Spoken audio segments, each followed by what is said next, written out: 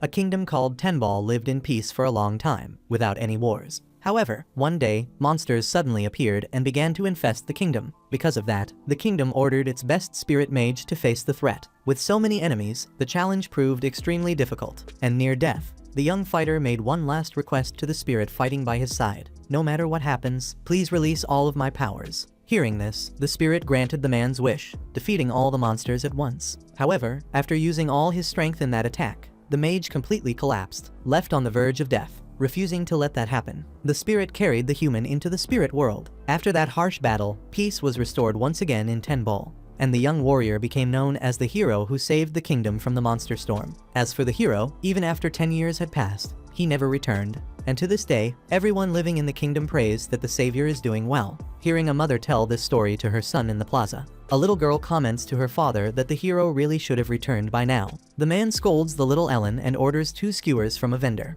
Ellen insists and asks how long her father is going to keep avoiding going home, but the man ignores her. At that moment, 2 men approach to buy 2 skewers and end up realizing that the hooded man is none other than Lord Roval. When they say the Lord's name, everyone around looks shocked and repeats it at the same time.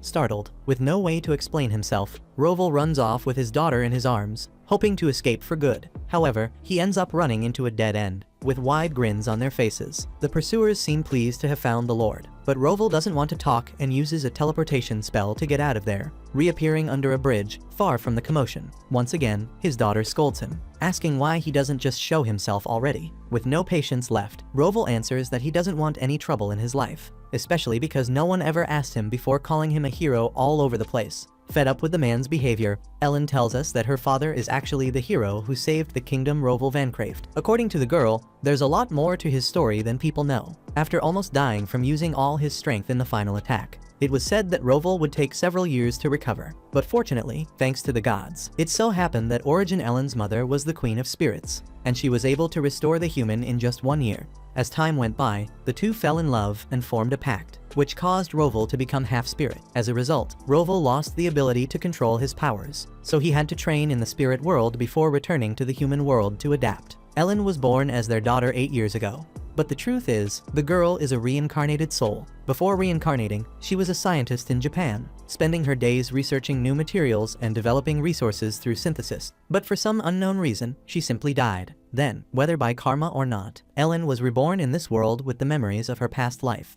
Maybe because she couldn't handle it at first. When she was only 2 years old, she couldn't control her powers and caused a lot of trouble. That's why she and her father are training together. Speaking of the man, Roval comments that he managed to get rid of the pursuers for now. And that opens the way for Ellen to say again that it's his own fault this keeps happening since he keeps hiding from people like a madman. By the way, another man ends up finding the fugitive, clearly knowing exactly who Lord Roval is. Recognizing the man as well, Roval tries to run away again, but Ellen convinces him to stop. She asks if he knows the man, and he explains that it's Alberto, his former bodyguard. Suddenly, the Lord completely changes his attitude and asks the man if his daughter isn't adorable, with her silver hair and eyes that shine like diamonds. With the mood calmer, the two sit down to talk properly. Right away, Alberto tells him that Duke Vancraft has been waiting for Roval's return, as well as everyone else. After everything that happened during the monster storm 10 years ago, the Vancraft family rose in status, and now Roval's younger brother, Lord Soval, has become the head of the family. However, there's a big problem.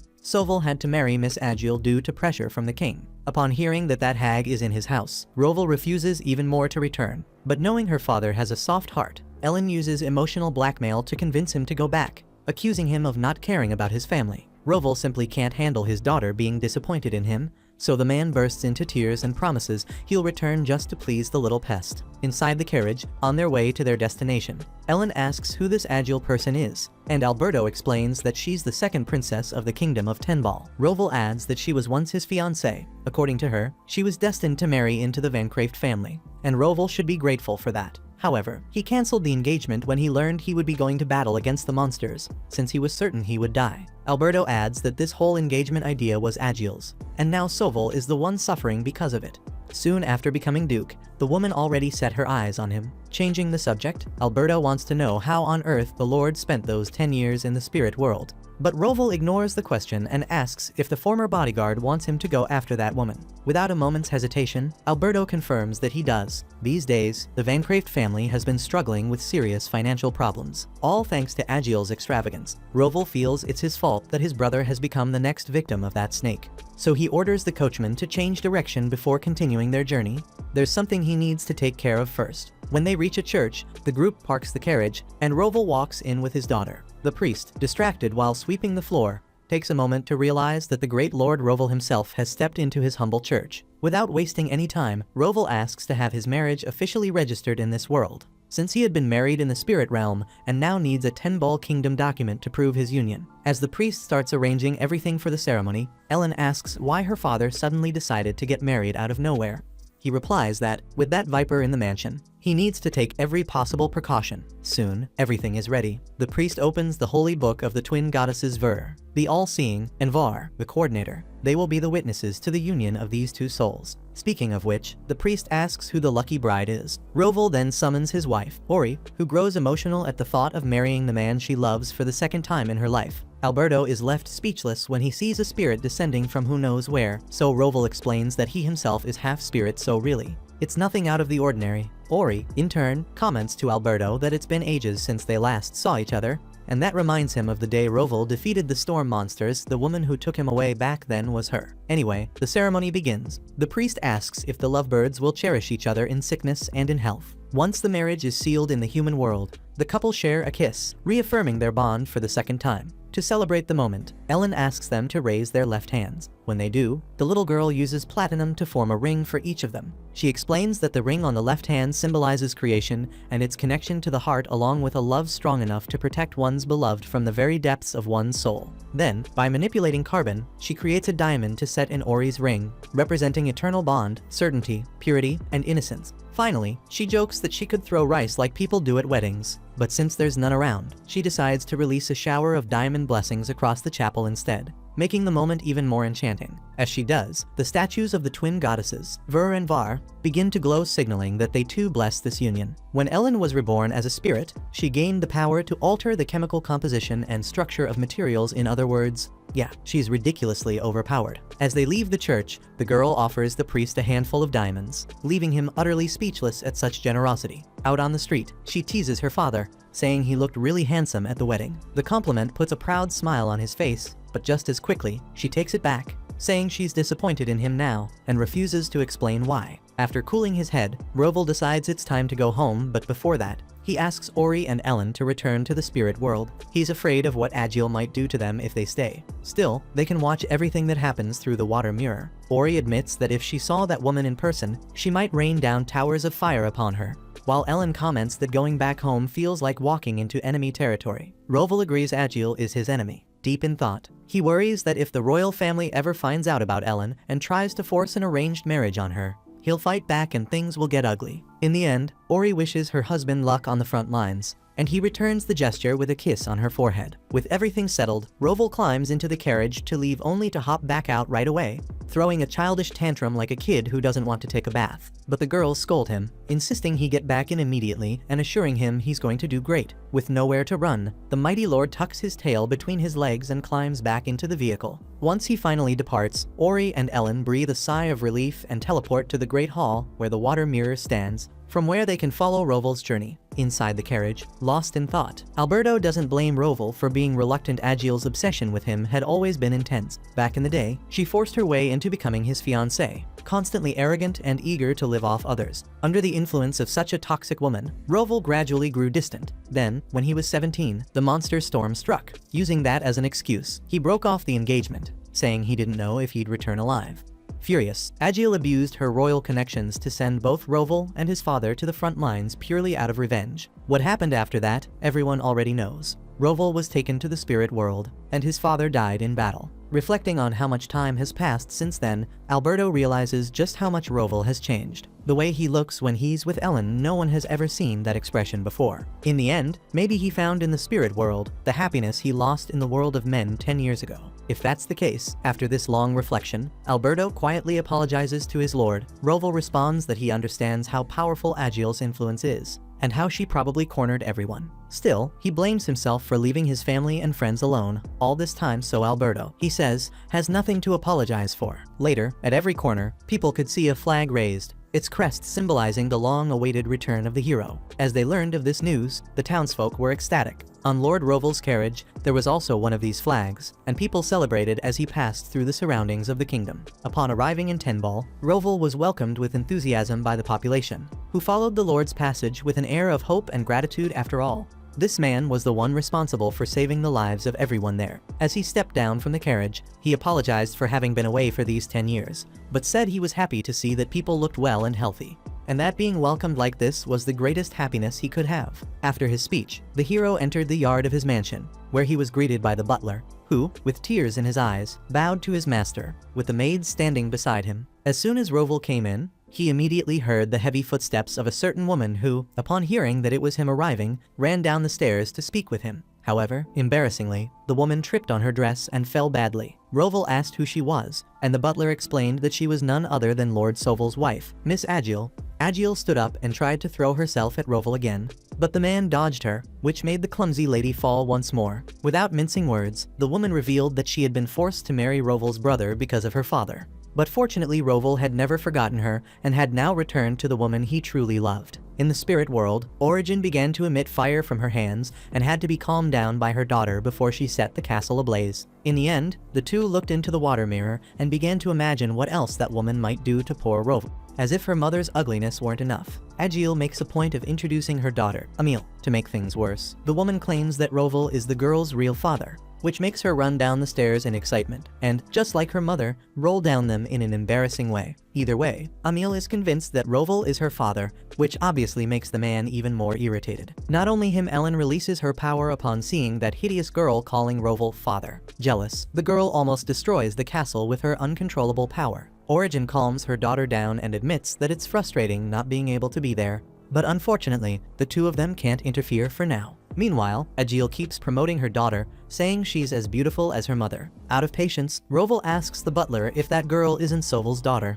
but the servant doesn't know. Speak of the devil, a man finally shows up at the Van Craeft mansion after hearing that his brother has returned. Moved, the man holds Roval's hand as he recognizes him as his brother. Roval comments that Soval looks exactly like their father, and that he's even taller now. Taking advantage of her husband's arrival, Agiel again asks him to divorce her soon. Furious, Soval calls his wife an old hag and notices that she bought more luxury rings with the family's money, which is absurd. Agiel, on the other hand, believes she's doing the family a favor since she's from the royal family and can't go out looking plain. Roval asks his brother not to expose the family's shame in front of everyone, and the woman uses that to pretend that even his brother understands things better than Soval. The half-spirit then asks to have a word with his brother about everything that's happening. He says he's going to the palace tomorrow and asks Roran, the butler, to notify the Office of Justice. Soval asks what that's about, so Roval explains that he's going to start his brother's divorce process. Agiel thinks the man is doing that to marry her, so she becomes overjoyed, though she's terribly mistaken. Through the water mirror, Ellen comments that the situation is much worse than she imagined. When he meets with his brother, Soval apologizes for everything that's been happening. After all, if that woman does whatever she wants, it's mostly because he hasn't been firm enough. Roval already knows more or less what's going on through Alberto, and says that this will all end tomorrow, since they'll definitely kick those two out. Soval asks if Agiel's daughter will also be involved, and Roval asks if by any chance she's his daughter too. Being honest, Soval doesn't really know. Since desperate because of the unwanted marriage, he always drank all the alcohol that woman pushed on him and, let's say, didn't spend his days very aware of what was going on. Anyway, Roval reminds him that Agiel herself claims the daughter isn't his. Apparently, that crazy woman believes that by marrying Roval, Emil will automatically become his daughter. But that's not how things work. and he's going to make the reason for the divorce very clear to the Office of Justice. As for his brother, he should stay quiet and let his wife destroy herself with her own lies while Roval takes care of everything. Speaking of that, he apologizes for his absence and thanks his brother for all the effort he's made to take care of the family while he was gone. Soval asks where he's been for the past 10 years, and Roval says he was in the spirit world, where he married the woman he loves, the Queen of Spirits, Origin. Besides that, he has a daughter with her, but he wants to keep that secret for now. Since that subject came up, Soval confesses that he also has a daughter, but not with Agiel, with the woman he truly loves, who isn't part of the nobility. That brings him great shame, and he lowers his head in embarrassment. But his brother calmly says he can bring that person home once Agiel is gone. Even though she isn't noble, he respects his brother's decision, and even if everyone is against it, together they'll do whatever it takes to make it work. Admiring his brother's leadership, Soval points out that he himself isn't fit to lead the family, so he asks Roval to return for good. Roval argues that he's now a half-spirit and therefore couldn't succeed the family, since those who should lead in the human world are humans themselves. Even so, Soval would love for him to at least stay by his side on this journey, helping from the outside, since people live in harmony with spirits. Not just asking, Soval literally begs his brother to consider it. Roran comments that Soval has been fully dedicated to the Vancraft family alone since their father died, and Soval adds that the people were very happy about his brother's return, trying to convince him to stay. Seeing Roval's hesitation, Ellen and Origin decide to appear in the meeting to encourage him to make the right decision. First of all, the girl uses her usual emotional blackmail, saying she hates her father because he despises his own brother. After regaining his sanity from that shocking statement, Roval introduces his wife to everyone, and also his beloved daughter, who is as beautiful as her mother, as he proudly says. Ellen and Origin try to convince the man to stay there. After all, he needs to protect his family. Knowing he can't fight against those two, Roval gives in and decides to stay, promising to be his brother's assistant. Moved by the decision, Roran approaches Ellen and asks her to call him Grandpa. When the girl calls him that, the old man can't resist and almost has a heart attack from so much happiness and affection for such an adorable child, especially because it feels like he really has a lovely granddaughter now. Roval, as jealous as ever, tells the man to calm down, but Roran is determined not to give up adopting Ellen as his granddaughter. Meanwhile, in the dining room, Agiel waits furiously for Roval to appear. Meanwhile, still in the meeting, the man asks his brother to say he doesn't remember having made that child with his wife, because after all, that's the truth. When everything is decided for tomorrow, Roval asks his wife to watch over them on such an important day. So the Queen of Spirits rewards her husband in an unexpected way that embarrasses Ellen. The girl calls her father a hidden pervert. And as the two get into an argument, Alberto and Soval notice how happy and united that family seems to be. Meanwhile, in the throne room, the king learns of reports about Roval's possible arrival in the kingdom. Therefore, something must be done about Agiel, since her relationship with Soval is simply terrible, and Roval will not accept that at all in his own home. Thus, the king orders Ravissol to be called to shed some light on this mess. When he appears before the throne and learns what's going on, Ravissol concludes that Roval will not let this situation with Agiel pass. So he makes a point of reminding his majesty that he once gave an important piece of advice, but the king preferred to listen to others and pushed Agiel toward the Vancrafts. Either way, they can't afford to anger Roval any further, since his power is irreplaceable for the country. Therefore, there's only one way out of this. The next day, Roval Vancraft presents himself before the ruler of the Labor Kingdom to inform him of his return. The king offers a reward to the man for his return, so Roval asks for limits on the interference the royal family has in his family,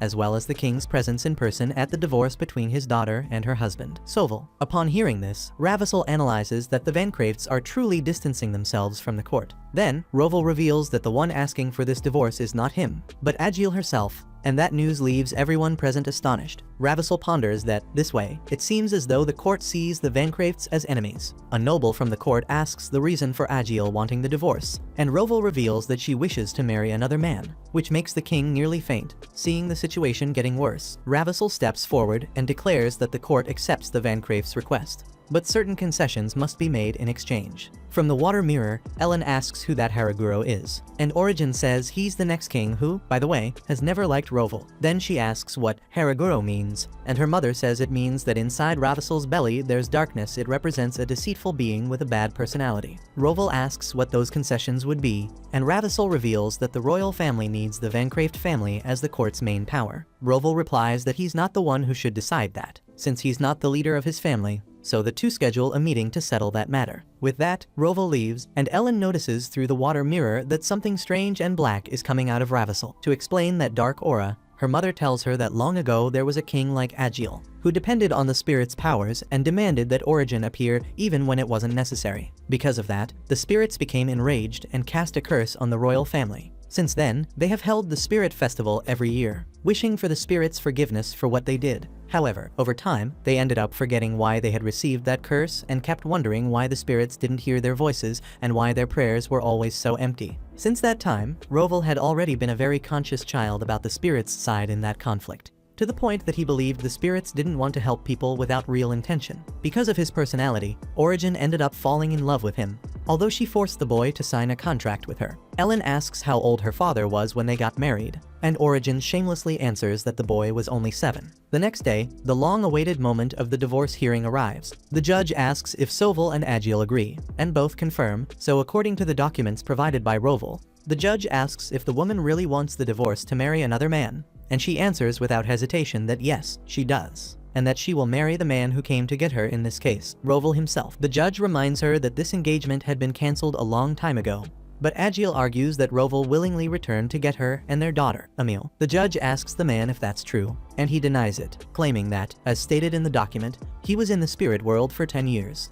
Therefore, it would be impossible for him to be Emil's father, since she's 8 years old. Even so, it's also a lie that the girl is Soval's daughter, since Agil herself declared, in front of the Vancraft family's servants, that she isn't his daughter. The king closes his eyes in anger at that terrible statement, while Ravissel keeps a smile on his face. Before Roval's account, the judge determines that Agil had feelings for another man while she was still married and that her daughter, Emil, is proof of her infidelity. Therefore, the woman's excessive expenses will be considered a breach of marital vows, and the divorce between Agil and Soval will be granted. Furthermore, due to the crime of breaking a contract with the goddess, the condemned woman will never be allowed to marry again. Outraged by this decision, Agil approaches the judge to protest, but she's struck by a magic circle that rises from the ground and releases dark roots that mark the woman's wrists. According to the judge, this is the goddess Vara's punishment, the mark that prevents Agil from even getting close to other men. Desperate, she runs to embrace her beloved Roval, but an invisible wall makes her crash face first and fall to the ground. The punished woman begs her father for help, but he also judges her for her foolishness, and both he and Ravissel apologize for her behavior, which means they understand the punishment the king's daughter has suffered. With the sentence imposed and the punishment applied, the judge ends the session. Everyone leaves the courtroom, while Agil stays behind, desperate. In the Spirit Kingdom, Ellen admits she thought it would be harder to settle that fight, and Origin finds it very strange that Ravissel watched everything in silence. Speaking of the devil, as he pours himself a glass of wine in a closed office, Ravissel notices Roval's reflection in the glass. Roval asks if the man is happy that things turned out as he imagined. He admits that he is, since his spoiled sister will be confined, and soon his father will renounce the throne. Being sincere, Ravissel regrets that Roval did not become his brother-in-law, but he understands that just hearing that makes the man sick, especially because, after 10 years in the spirit world, as people have said, he ended up building his own family, even having an adorable daughter. Roval loses his temper upon realizing that this wicked man has discovered about Origin and Ellen, while Ravissel suggests that their children should marry someday. Obviously, Vancraft refuses the proposal. He even reminds him that Ravissel himself promised that the royal family would stay away from his. About that, the heir to the throne promises to step back, but only for now. Furious, Roval returns home immediately and orders Roran to call Alberto at once. When he finally manages to meet with that subordinate, the Lord immediately makes it clear that he doesn't know whether this will be good or bad for the family, but he asks the employee not to do anything else that might irritate him. Then, he announces that he will take Alberto away from Soval and asks him to remain in seclusion for a while. In the next scene, Roval meets his mother after 10 years away from home, and the emotion in the woman's eyes is evident. The man hugs her to show that everything is fine and apologizes for having stayed away for so long. Knowing her son, the mother was sure he would not come back because that awful woman would manage to force him to marry her. Honestly, she didn't think that lunatic would side with Soval, but she's happy that Roval managed to drive the wretch out. Soval tells Roran to send all that woman's belongings to the palace, then asks where Alberto is. His brother reveals that he distanced the employee from Soval and left him in seclusion, since he seems to have a very loose mouth, meaning he's not someone trustworthy. Shocked, the man's mother asks for an explanation, and he reveals that he is already married and has a daughter with a spirit, which is something very few people can know. However, Prince Ravissel made it clear that he already knows about it. which means Alberto must have spilled the secret at some point. It's important to remember that the royal court was cursed by the spirits, so they have reasons to want to plot something. In any case, it seems that Ravissel wants to use Roval's daughter to bring the spirits and the court closer again. Roran asks if Alberto used Ellen as a bargaining chip, and Roval categorically confirms that he did. Outraged by the betrayal, the butler asks if they should eliminate the colleague, but Roval believes that would dishonor their father's feelings. Soval emphasizes that Alberto feels indebted to their father and may have tried to negotiate because of Agiel, but either way, Soval apologizes to his brothers, saying this only happened because of his incompetence. One way or another, Roval asks everyone to lift their heads and overcome it. Now that everyone knows about his family, he decides to live normally by their side. Speaking of which, Roval's mother asks if it wouldn't be polite for her son to introduce his wife before anything else. Watching the scene through the water mirror, Ellen asks if Origin isn't afraid of Roval's mother after all. She's her mother-in-law. Origin is happy that her daughter has already learned that word but seems not to understand the gravity of the situation.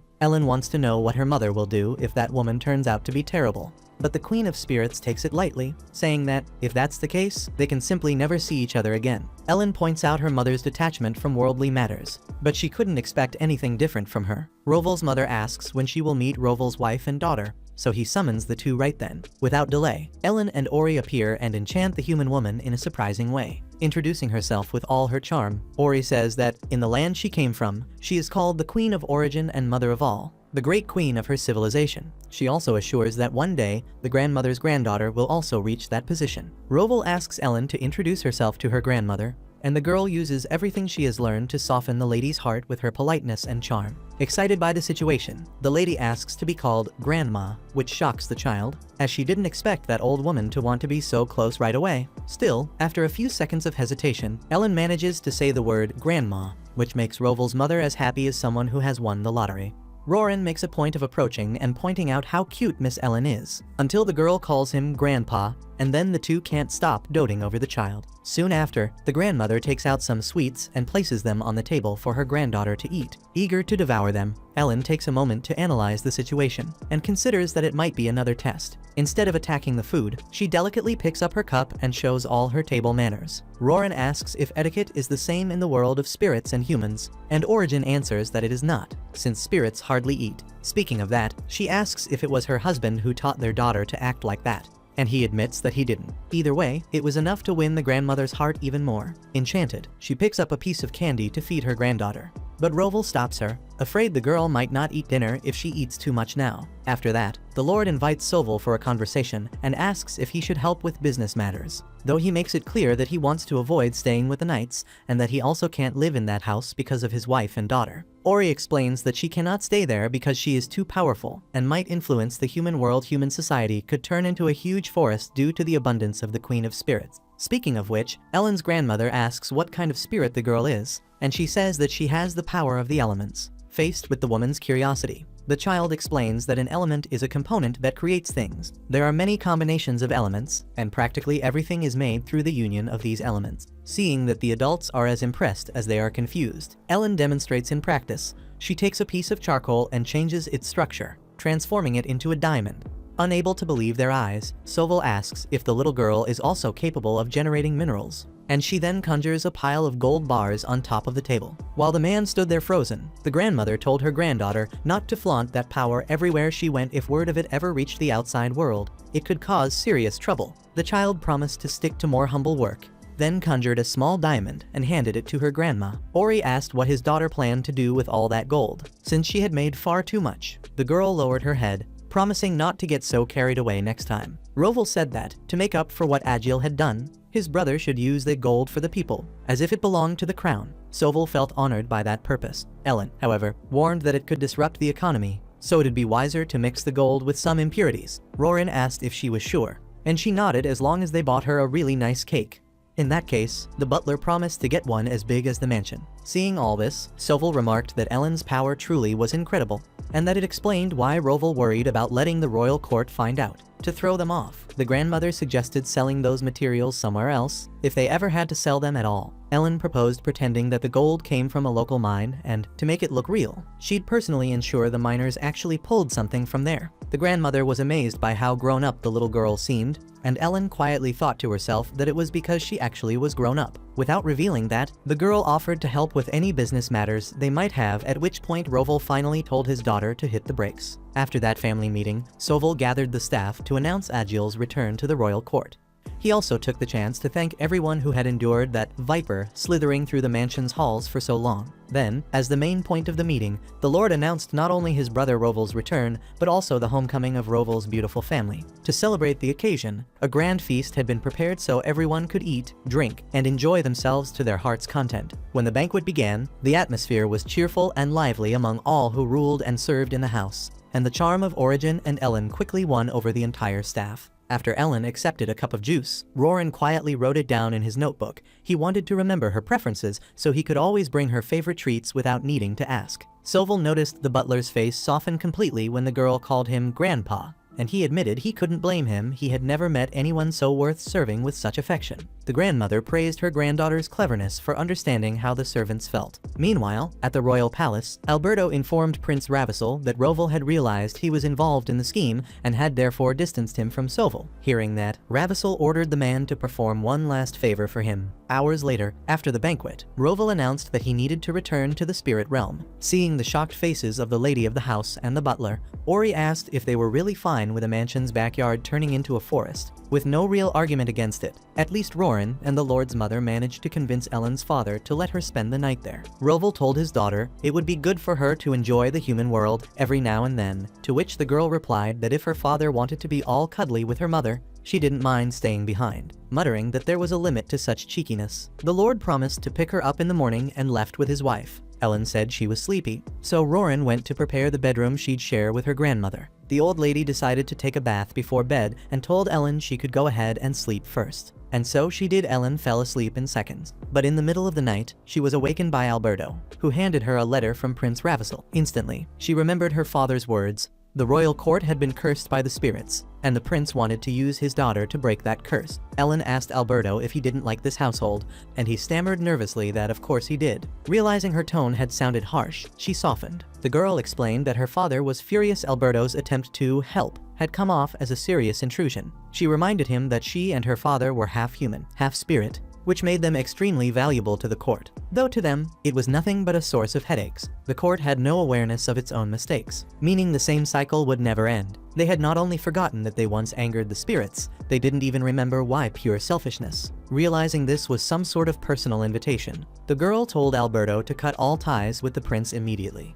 If her father found out, the punishment would be severe. Besides, Alberto knew he was expendable to Ravissel, and if he were cast out by this family, Heraguro certainly wouldn't care. Still, Ellen said her father was probably watching from somewhere and promised to convince him not to hold it against Alberto. As for the prince's letter, she instructed him to reply that she refused, since otherwise her father would be furious. With that, the girl burned the letter without hesitation and wished the man good night. The next morning, after Ellen finished breakfast, she was suddenly scooped into a crushing hug from her grandmother, more like a jiu-jitsu move than an embrace. Roran gently reminded her that squashing the child wouldn't be very productive, then served Ellen a cup of tea. As always, both of them were completely smitten by her cuteness, until her father finally emerged from the spirit world to pick up his luggage. Ellen asks if her father was being affectionate with her mother, and he answers with a smile that yes, he was, but then corrects himself after realizing that might sound strange. Aside from that, he mentions that his daughter has something important to say. So she reveals that Uncle Alberto has cut ties with Prince Heraguro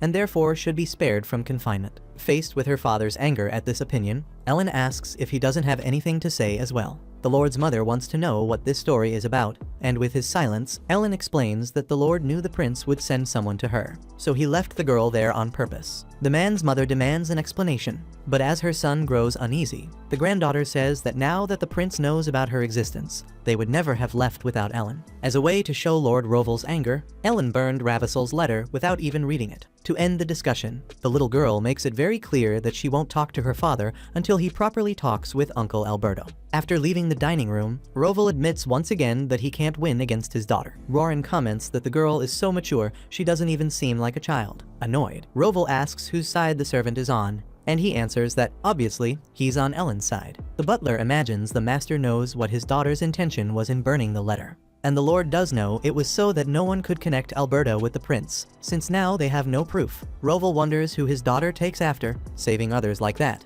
and Roran assures him she's exactly like her father. The girl's father, however, thinks that's precisely the problem. Back at the royal castle, Ravissel learns from Alberto that Ellen burned the letter without reading it. After completing his final task, Alberto says goodbye to the prince and heads for the exit. Before that, Ravissel makes it clear that his desire to have that child has only grown stronger, because he firmly believes she is capable of revealing why the spirits and the royal court cannot form a contract. Then it's Alberto's turn to meet Roval again and take responsibility for his actions. Despite everything, when asked, the servant assures him that he has cut ties with Ravissel. According to the Lord, Alberto does not know the real situation between the royal family and the spirits, and maybe he thought this would not be a problem for the Van Craeft family. However, because of that, the court now has its eyes on Ellen. By the way, truth be told, Roval is only talking to Alberto because his daughter asked him to, since she said she would not speak to her father if he didn't do it. He asks why Ellen burned the letter without reading it, because now there's no way to prove whether it was written by the prince. Alberto replies that the little girl wanted to save him. So the Lord points out that the man was saved not only by his father, but also by his daughter, which makes Alberto ask for forgiveness. In the end, Roval announces that Alberto will go back to taking care of Soval, but the truth is that the Lord still cannot trust him. Therefore, for now, the servant will remain under watch and should thank Ellen for that. After that, Roval leaves, and left alone, Alberto remembers the moment when Barvel saved him at a critical point in a battle,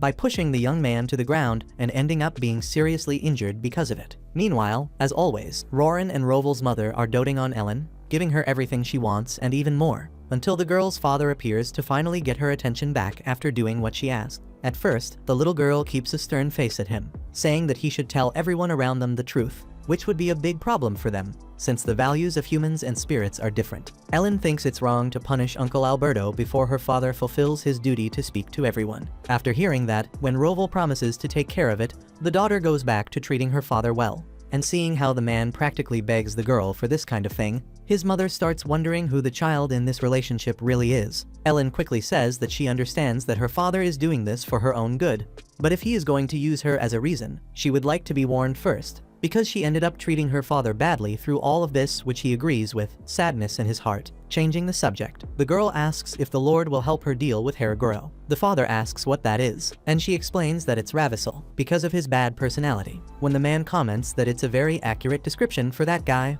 the girl replies that it also describes her father, and that throws the poor man back into the mud, emotionally speaking. To make the atmosphere a bit lighter, Roran takes Ellen to play in the yard and calls a group of maids to join. After the girl counts to 10 with her eyes closed, it's time for her to find where everyone is hiding. But it's clear that the clever girl is not very good at this game, since she can't find anyone at all. Seeing that his dear granddaughter is about to cry because of this, Roran simply decides to leave his hiding place and offers to help her in this little adventure. And on top of that, he betrays the maid he was hiding with by revealing her position. Then the butler kicks a tree and makes 3 more maids fall, until Roval appears to help too. From that point on, the game becomes a piece of cake, since the Lord easily finds the women hidden in the most unusual places. When he finds everyone and asks what his daughter thought, she replies with a grumpy face that she was playing with Grandpa and the maids, and he wasn't supposed to join the game. To make up for the time lost because of her father's interference, Ellen asks for another round of hide and seek, and the maids gladly agree after all. They don't really have a choice. While she counts to 10 again with her eyes closed, Ellen hears her father asking to join the game. But the Lord is pathetically ignored by his daughter. Watching that, Roran admits that he never expected to see his master like this, while Roval's mother says that, either way, Ellen brings great joy to everyone. At the end of the afternoon, still in the garden, Ellen asks her grandmother and grandfather if she can come play more often. And of course both allow it with smiles on their faces. Not only them, but Soval as well, who assures her that his niece can come whenever she wants. Finally, the girl asks Uncle Alberto to always talk to Uncle Soval if anything happens, wanting to protect her friend after everything that happened to him. On his knees, Alberto cannot express his gratitude for the kindness the little girl showed him despite everything. Then, after giving her grandparents a kiss on the cheek, Ellen kisses Alberto as well. Soval asks why he didn't get one, so his brother explains that the girl is not a big fan of mustaches. Even so, making a funny face, Ellen makes an effort and gives her uncle a kiss too. After that, the Van Craeft brothers gather in a room to discuss what to do with all the gold Ellen produced. Soval thinks the idea of a mine is a good one, and Roran believes it's important to check the place first. In the end, this gold came as a blessing, because thanks to it, the family will not risk going bankrupt in this generation. Truth be told, Soval makes a point of saying that his luck changed since his brother came back home, and Roran admits that things were a bit off track before that. Roval asks who the woman is that won his brother's heart, and he says it's the poster girl of a restaurant in town called Heiress, while his daughter's name is Raphilia, who is the same age as Ellen. Soval used to go to that restaurant with the people from the Order of Knights, and Heiress had always been very kind to him. Roval and Roran insist that the Lord bring both of them home soon, and Soval doesn't understand why. Roran explained that Ellen was the only heir of the Vancraft family, but she would eventually inherit the title of Origin, becoming the Queen of Spirits. For that reason, as Roval concluded, it was important to show the court that the Vancrafts had a proper successor. Once Ravissol ascended the throne, he would surely order his son to be pushed toward Ellen. On that subject, Soval pointed out that he could only remarry after 3 years, since he had gone through a divorce, but fortunately, the court made an exception because of the case Heiress had created. Even so, he still had doubts about whether he should take that next step with Heiress. His brother, however, insisted that the woman and her daughter be brought to the mansion the very next day. Meanwhile, at the castle, Ravissol watched his son training in the courtyard, unable to shake from his mind the image of the child born between Roval and the Queen of Spirits. The next day, Soval warmly welcomed Heiress and Raphilia, introducing them to his brother. For some reason, Roval avoided looking directly at either of them, and still managed to ask the woman to take good care of his brother. Tears filled Heiress's eyes as she was called to meet the other members of the family and shown around the mansion, the rooms, the daily routine, the household chores. From now on, she would also belong to the Vancraft family. At one point, while glancing through a window on the second floor, she caught sight of Roval and wore that same strange, emotional little expression on her face. As the days went by, the same thing kept happening. Roval avoided looking at Heiress, while Heiress couldn't take her eyes off him. Back in the spirit realm, Ellen was happy to see that her father was properly helping Uncle Soval. But Origin didn't share that sentiment. She wasn't pleased at all, especially seeing her husband sitting beside 2 young ladies, sipping wine. Speak of the devil, Roval soon returned to the spirit realm, looking somewhat downcast, while Ori made sure to greet him with a cold stare. Ellen wasted no time explaining that her mother was upset after seeing him being flattered by those women at the party. Roval panicked, rushing to say he hadn't enjoyed it at all. That, in fact, he'd been trying to get away from the situation. Since Ori had seen everything through the water mirror, she admitted her husband hadn't paid any attention to the flirty ladies, though she still grumbled that he'd been going out too often lately to drink. Feeling guilty, Roval apologized and promised to spend more time by her side. Changing the subject, he mentioned that Soval's wedding day had been set and that the royal family would probably attend. So he asked his daughter to stay behind in the spirit realm while the event took place. Ellen agreed with a smile. She'd hate to run into Haraguro anyway. Origin asked if it would be all right for her to show up, and her husband explained that it was important for everyone to see that he was, indeed, married, though he personally disliked the idea of exposing his beautiful wife to other men. Ori found that to be the most romantic thing she had ever heard. While Ellie yawned and headed off to bed, a day later, Roval frowned bitterly when he confirmed that the royal family really would be attending his brother's wedding. Soval, surprised that they'd dare show their faces after the whole mess with Agil, was skeptical. But Roval saw it as the perfect chance to rub in how happy the Vancrafts were now. Speaking of the wedding, Soval imagined that their mother and Roran would be sad not to see Ellen there, but he understood it was best for the child. His brother was glad to hear him think that way. Just then, Heiress entered the room with the tea they'd ordered. Soval asked where Roran was, since he'd been the one asked to bring it. The woman confessed she'd insisted on serving it herself. Once again, she couldn't stop glancing at her brother-in-law, her cheeks growing visibly red. After she poured the tea, Soval asked her to go prepare for the next day, but Heiress, still staring at Roval, seemed as if she'd love to stay just a little longer. Watching all of this from the spirit realm, Origin asked Ellen whether she preferred to see her mother burn the world to ashes or flood it entirely. Ellen quickly begged her to calm down. After all, that was just the woman marrying Uncle Soval. Besides, according to the little girl, her mother was far prettier than that Heiress woman anyway. With teary eyes, Ori asked if she really meant that, and the child nodded with absolute conviction. Still, Origin didn't like seeing that woman gazing so shamelessly at her husband, but Ellen reassured her that her father had already noticed and was carefully avoiding any interaction. Finally, the big day arrived, Soval and Heiress's wedding at the church. As the royal family began to arrive, Ellen admired how beautiful her parents looked from within the spirit realm. Before leaving, they kissed their daughter and reminded her not to appear in the human world under any circumstances. Moments later, the couple appeared in the room where the bride and groom were waiting. Heiress, delighted to see her brother-in-law, froze the moment she noticed his wife standing beside him. Ellen could see how devastated the woman looked after meeting her mother, and she hoped that would finally make her stop staring at her father. Soval then introduced Raphilia to Ori, who hoped the girl would become a friend to Ellen. When everyone descended to the main hall, Roval showed his wife the royal family. In the central thrones sat the current king, Ravissel, and his wife, Layler. Beside them were the first prince, Gaediel, the second prince, Raisel, and Princess Seal. Origin remarked that the first prince seemed intelligent, while Ellen, watching through the water mirror, could sense that all of them, every single one, emanated that same dark energy, not just Haraguro. And finally, the bride and groom approached the priest to begin the ceremony. As Arya passed by Roval, even in her shyness, she couldn't help but steal a quick glance at him. Then, the priest asked whether they vowed to love each other in good times and bad. Once they both answered yes, he requested that they sign the wedding book. The first to approach the book is Arya, but just as she's about to sign her name, she gets an electric shock in her hand. Ellen is certain that the woman has suffered Vara's sentence, and now that Haraguro has noticed, some kind of trouble is bound to happen. In fact, if more people have realized it, the wedding might even be annulled. So Haraguro will take advantage of the situation to spread rumors that the Vancraft family has been abandoned by the goddess. Thinking of a way to divert attention from the sentence, Ellen appears in the church and conjures a dazzling rain of diamonds so beautiful and radiant that it gives the guests the impression that the wedding is being blessed by the goddess. Ellen imagines her plan is working, although it seems her parents have already realized she's the one behind it. Even Ravissel gives in and tells his son Gaediel that the Vancrafts are blessed by the spirits. Meanwhile, the first prince ends up seeing Ellen, and when the girl looks back at him, a unique moment begins, whether born of tension or, perhaps, love at first sight.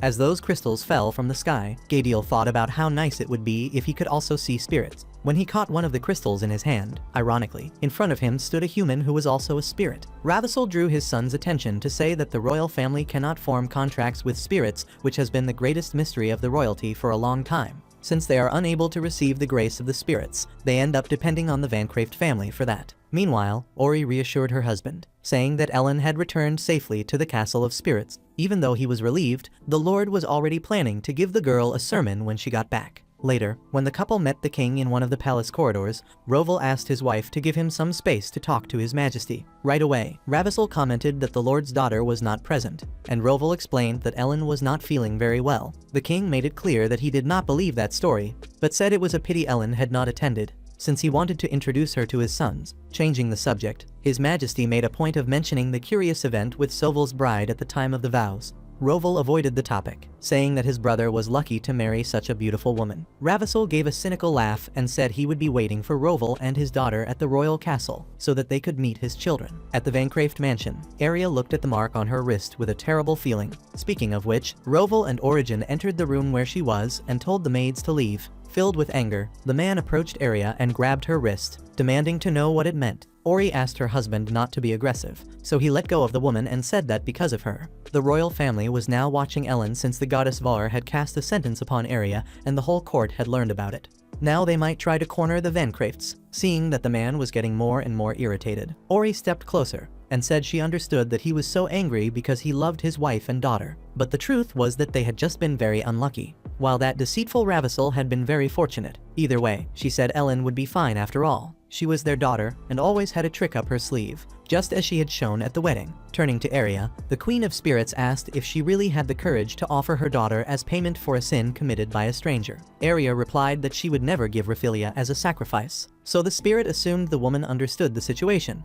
In exchange for keeping quiet about the sentence, the court was asking for Ellen. After that, Ori asked if Arya had made a false vow in the goddess's book, thinking of another man instead of her fiancé at the time of signing. Roval emphasized that the thorn-shaped mark on Arya's wrist was the sentence of Vara, the proof that the bride had lied to the goddess. Therefore, it was clear that this woman was deceiving his brother. Origin tried to calm the situation by saying that the mark was still weak, meaning that Arya might truly love Soval, but she needed to show it with all her heart, without looking to the sides. Otherwise, she would follow the path of ruin. Finally, the spirit cast a spell that hid the mark from everyone except Arya, who would still be able to see it. Then, when she truly started to love Soval, it would disappear. Still angry, Roval demanded that the woman tell no one about it, not even his brother. Watching the scene through the water mirror, Ellen regretted that her uncle had not found happiness even after Agiel's passing. It was also the first time she saw her father with that angry expression after all. Haraguro had declared war, and since that was what he wanted, the girl decided to gather information that could be important for a possible conflict.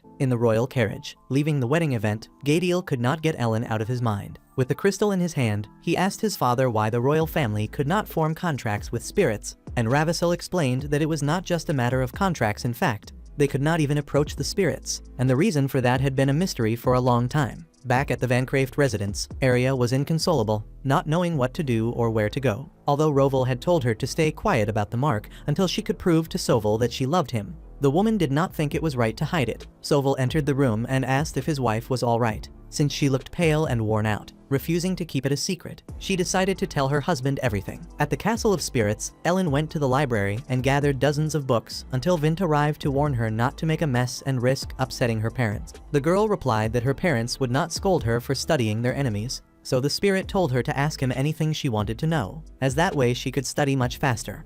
Since that was the case, the girl asked about the curse the spirits had cast on the royal family, because she had seen with her own eyes the dark aura coming from the members of the court, and her mother had said it had to do with a curse. Vint was impressed that such a young girl could see the aura, but even so, he regretted that he could not reveal much to her yet, as she was not old enough for that. By the way, he asked what she meant by studying the enemy, and she explained that Heraguro, or rather, King Ravissel, had taken advantage of one of the Vancraft's weaknesses and invited her and her father to the royal palace. Hearing that, Vint was filled with hatred and unleashed an impressive power that radiated around his body like a gust of wind. According to him, those damned people never learn. Seeing that he had gone too far, the spirit stopped the wind and apologized for the excess, showing that she was truly willing to do something to change things. Ellen insisted on learning about the curse, so the man gave in and decided to tell her what had happened. The event took place 200 years ago, during the monster storm, when the strategy the king had devised at that time to contain such a calamity became the reason for the curse that the court now bears. The royal family, trying to reduce their disadvantage in battle, reached out to the otherworld, demanding that the Queen of Spirits be sent to fight. Obviously, such an order could not simply be obeyed,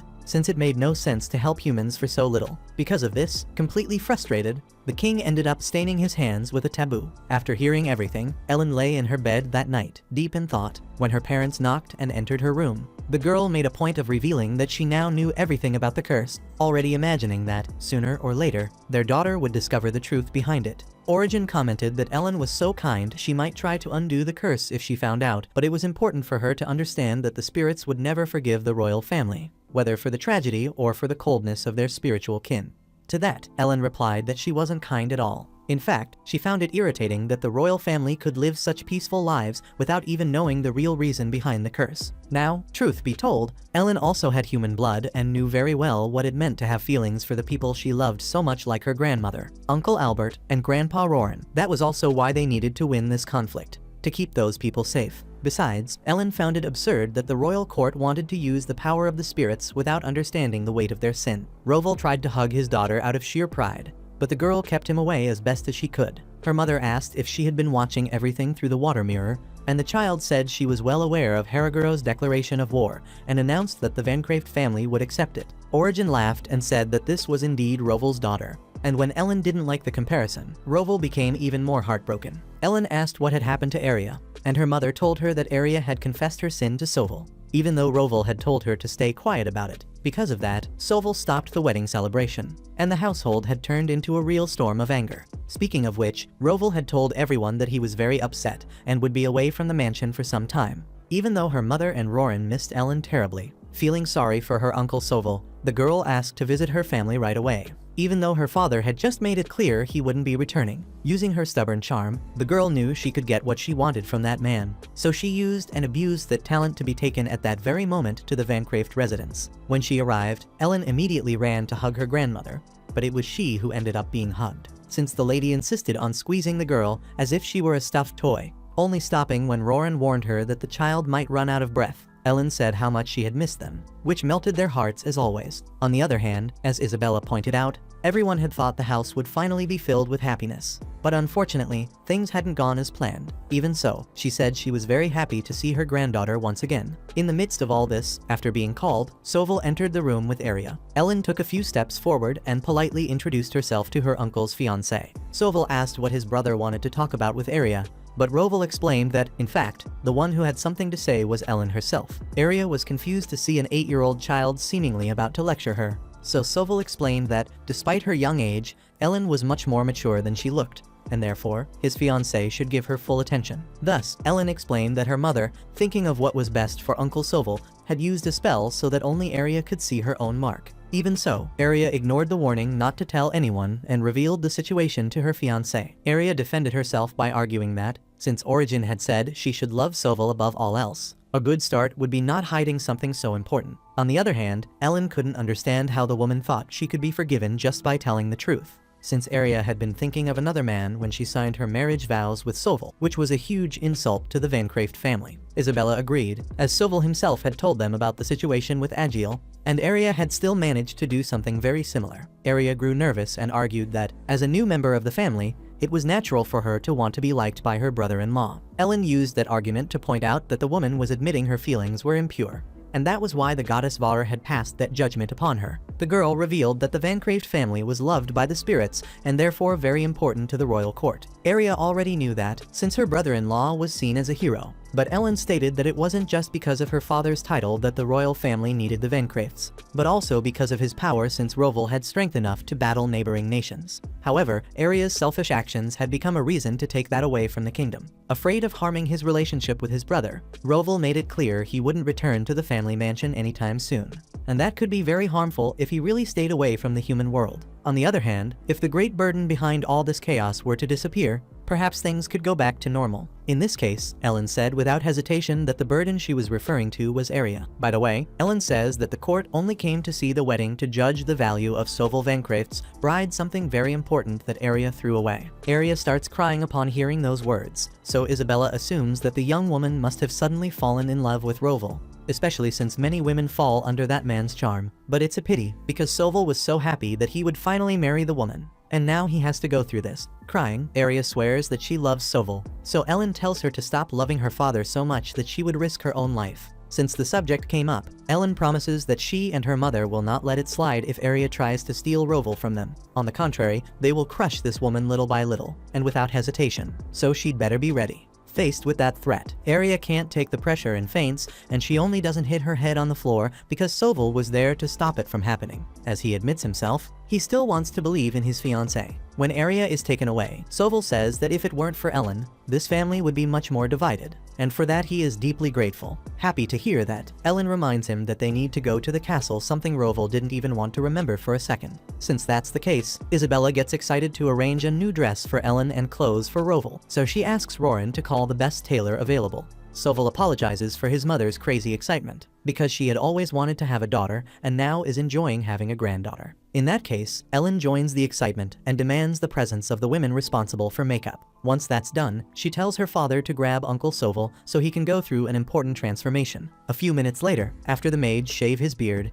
Ellen is amazed by her uncle's beauty. In fact, now that he looks so handsome, the girl hopes that Arya will only have eyes for this man from now on. Meanwhile, in the royal castle, young Gadiel still couldn't get Ellen out of his head. Imagining that the young lady might be a spirit, the prince was approached by the king in one of the palace corridors. Ravissel said that Roval Vancraft would come to the castle with his daughter soon, and that the two would be introduced to Gadiel. Speaking of this meeting, Ellen delighted her grandmother with an outfit so beautiful, it would make anyone jealous, which she would wear for the occasion. Roran arrived to inform them that the carriage was ready.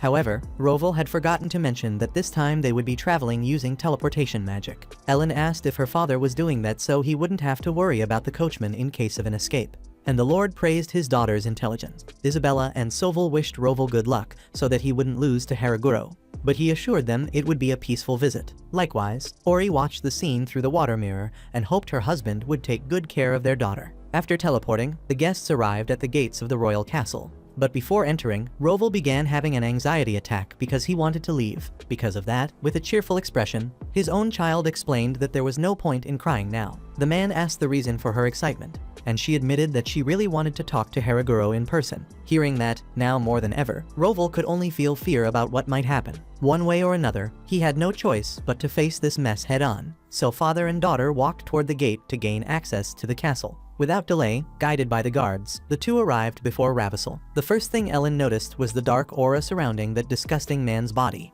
However, ignoring that fact to maintain politeness, the girl politely introduced herself to His Majesty.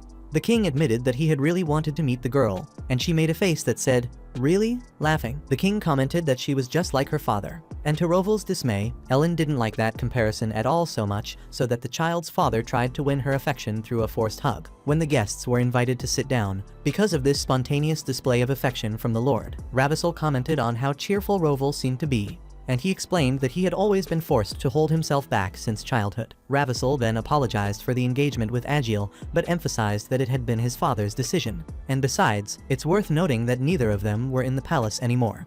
Agiel, who had caused trouble, and her father, who had to be held accountable for it, had gone to live in the mansion on the border and would never return. Seeing that the man said this while laughing, Ellen reflected that he had used his sister's mistake to remove their father from the throne. Therefore, there was no doubt that he was a Herreguru. Finally, Ravissel lamented that Soval was also an unlucky person, since his second wife coincidentally looked like Agiel. Roval asked what that story was about, and the ruler revealed that the rumors had already spread throughout the entire kingdom. Ellen asked where they came from, but the king said that was a story for children. However, the girl asserted herself and said that was a lie, since His Majesty had brought up the subject knowing she was capable of understanding. With the persuasive power of that girl, Ravissel now understood how she had managed to convince Alberto. Going further, Ellen pointed out that His Majesty was very indecent, since Uncle Alberto had only been worried about the Van Craeft family, and Ravissel had used that weakness to take advantage of him. She even admitted that she had thought of using Alberto as a double agent, but gave up on the idea because it was clear the man wasn't suited for it. With an awkward smile, Ravissel emphasized how incredible that girl was, then assumed that she already knew where the rumor about Soval's second wife had come from.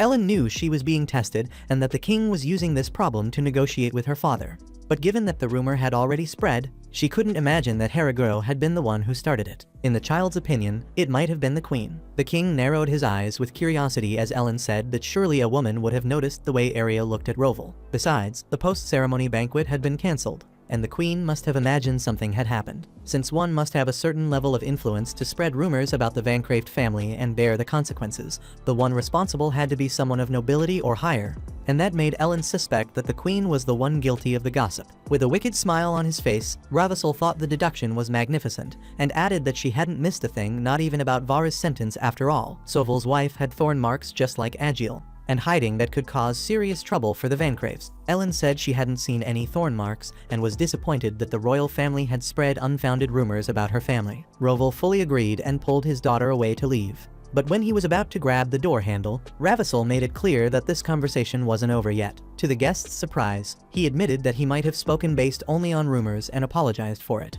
then promised to tell his wife that it had all been a misunderstanding. With that, he hoped everything would be fine between the Van Craefts and the royal family. Ellen, on the other hand, hinted that the king's true intention might be another. After all, even before the rumor spread, Ravissel had already requested her and her father's presence. Suddenly, aware of the girl's ability to read the situation, Ravissel directly asked if she wanted to be his daughter. Roval lost control as he remembered that the king had promised not to mess with his family, but the ruler pretended to be innocent. Even so, Ellen herself refused the offer, and when Roval melted with pride at his daughter's attitude, Ravissel could hardly believe that the hero was such a fool. He then expressed his wish to introduce his children to Ellen, and although Roval rejected the idea, His Majesty didn't need permission. Therefore, he ordered his children to enter the room, certain that Ellen would like them, since they were popular with the girls from other families. Before that, the girl points out that this popularity comes from how much people desire their money and power, and Ravissel acknowledges that the parents of those girls are certainly like that, but that the girls themselves truly admire his sons. Other than that, he assures that the boys are quite handsome. When it comes to beauty,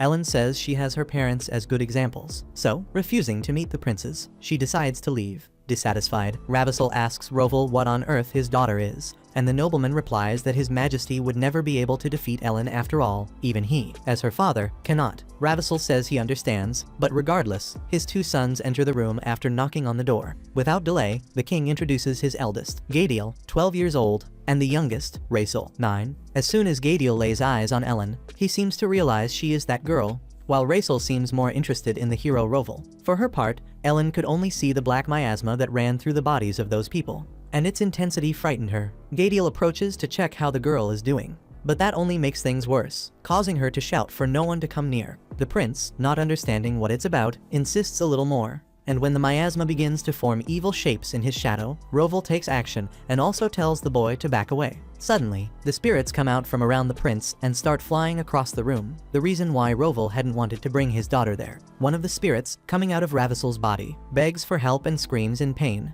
And that scene terrifies Ellen so much that she starts screaming in fear. With that scream, an unexpected reaction occurs among the spirits, and even Ravisel and his sons begin to feel intense pain in their heads. From that moment on, the king is able to see a vision being formed by the spirits. In that vision, before a huge gate, a man speaks to the Queen of Spirits and says that for them to overcome that monster tempest, they need her strength. However, since he receives no answer, the man decides to use a spiritual magic user as bait to lure the spirits to that place, even though he had promised that the deal would be something else. In short, that human ruler wanted to use the spirits as sacrifices to defeat the monster tempest, since he could not obtain the Queen of Spirits' help. What followed was a series of terrible scenes, where the spiritual beings were tortured and massacred. In the middle of it all, Raisel cannot resist and faints, while the king of that time, inside the vision, surrounded by a great number of sacrifices, demands that the gate be opened. The pain intensifies and Gadeel also falls to the ground, while one of the tortured spirits continues to beg for Ellen's help. Roval uses a power to drive away the ghosts, which keep circling the room and seriously affecting the royal family. Ravisel asks what on earth is happening, and Roval explains that this is the curse the court received. Finally, Lord Vancraft teleports away with his daughter, while the king joins the boys on the floor because of the unbearable pain. Quickly, Roval lays Ellen on a bed so she can rest in the spirit realm, since she is visibly shaken and struggling to breathe properly. Ori arrives soon after to calm the girl down with her gentle demeanor and manages to make the child close her eyes and try to sleep. The father asks if his daughter will really be alright, and Ori notes that she has a fever, but nothing too concerning. Aside from that, Ori understands it was too soon for Ellen to have contact with those things. Roval points out that they should not have met, and besides, it seemed that the members of the royal family were also able to see the curse.